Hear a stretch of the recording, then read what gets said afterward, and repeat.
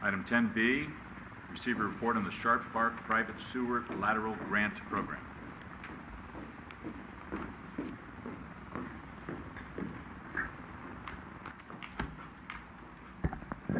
Good evening, council members and mayor. This item is a report on the private sewer lateral grant program for the Sharp Park area. The program is required under the settlement agreement with the Regional Water Board and the San Francisco Baykeepers. The intent of the program is to replace defective sewer laterals leading to the sewer main and thus reducing the situations of inflow and infiltration of non-wastewater into the Sharp Park pump station. The city has budgeted just under $200,000 based on the terms of the settlement agreement for this program, and that would provide grant funds to private homeowners to replace defective sewer laterals. Private sewer laterals is that portion of the sewer pipe that runs on private property from the residence out to the sewer main in the street. And it is the responsibility of the private property owner to maintain their private sewer lateral. This program will benefit private property owners by providing funding to replace their lateral and avoid costly lateral failures and sewer backups. How the program will work once we lay it out is that interested homeowners will be able to contact with a private plumbing contractor to conduct a video inspection of the sewer lateral. The video will be reviewed by the city's sewer services manager, who will then rate the condition of the sewer lateral. Private laterals that are deemed to be in defective condition will be eligible for the replacement grant funding up to 50% of the cost, or $1,700. This reimbursement amount was specifically included in the settlement agreement and is based on other similar successful programs. Property owners will then contract with a private plumbing contractor to complete the work and obtain the necessary permits. The city will provide the reimbursement funding to the property owner once the work has been completed. Following this meeting, we are ready to announce the grant program and send out the outreach materials. A postcard has been prepared that was attached to your staff report that will be mailed to the 300 property owners within the Sharp Park Basin. We will also have information available on the city's website describing the program as well as a list of contractors. The outreach program does include 2 additional mailings this fiscal year, and if needed, we'll also do door hangers. If the targeted replacement of 150 laterals is not met, a community meeting will be held early next year to discuss the benefits of this program with the property owners. The program will continue until October of 2015, or until all mandatory program funds have been spent. The program will be administered on a first-come, first-served basis by the Public Services Department. And over the course of the program, the city will submit quarterly reports to the Waste Board on the number and length of laterals inspected, the results of the inspection, and the number and length of laterals repaired or replaced. If the targeted 115 laterals has not been replaced by October 2015, the city will be required to contribute the remaining funds to the Water Board's state cleanup and abatement account. And I'd be happy to try to answer any of your questions on this program. Any questions on this item? Okay. Through the chair, Lisa, can you give us some idea how, for the benefit of the public, how much does a video cost, and what is the range of costs of replacing a sewer lateral? Sure. In relation to $1,700. Right. It's estimated that the video would cost around $300, maybe less, and that's where we set the 50% reimbursement on the video at $150. The cost to replace the lateral will definitely vary. It could be that you just need a partial section of the lateral replaced or the entire length. So it's going to depend on how long that is, what the condition is, what the improvements are on the property. But it could be anywhere from $2,500 upwards of $10,000. One of the benefits, though, of having the contractors on the list that we have is they've given some pre-bid prices. So their prices are on a lineal foot replacement basis, and that way the homeowner can take a look at that contractor list, compare those, and have a good idea on what that cost will be going into it. Okay. And will we be reducing or doing something as far as encroachment permits and our city permits? We don't have a fee waiver. How the program is developed, they will pay both the encroachment permit and also a plumbing permit for the city. Through the chair. One of the questions.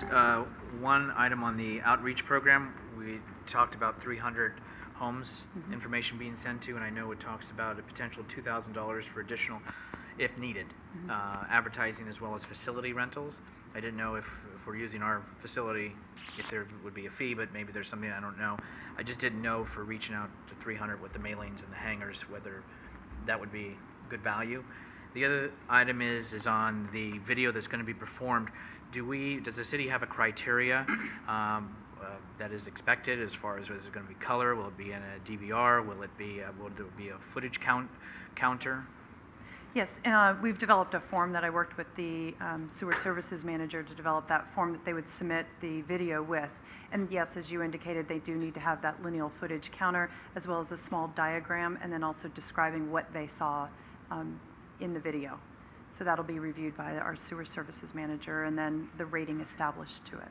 And that went out, because we already have you said we have a list of individuals that have already met that criteria that the city has set? Correct. Okay.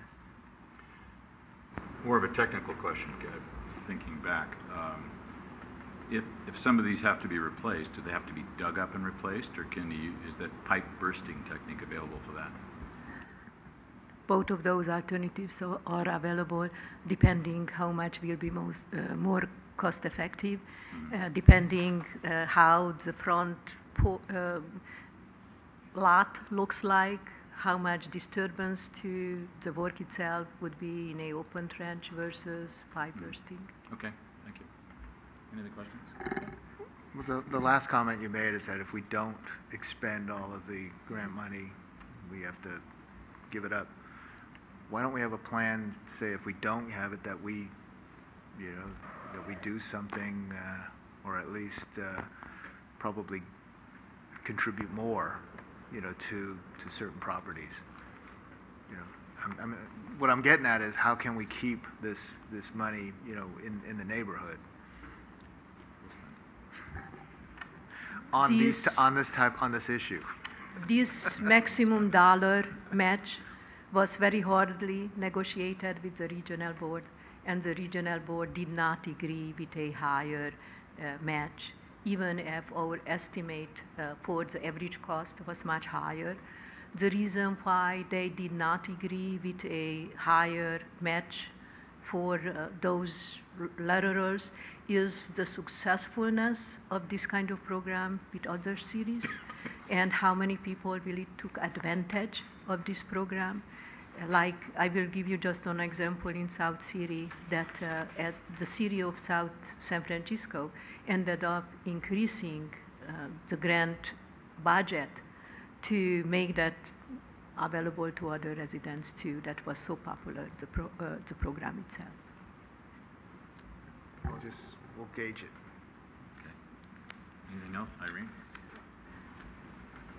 I just want to comment. I had my lateral flail several years ago, and it cost me over $5,000 to have it fixed, and I had to have the soil cleaned up and all sorts of things. So it's a extremely expensive proposition not to have it done, more so than spending the $300 or $150 to have it, the videotaped. At least you know what you've got. So I've encouraged everyone who gets the mailer to look into it.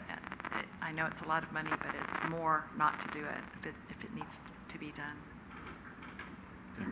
Through the chair, I have a couple of questions.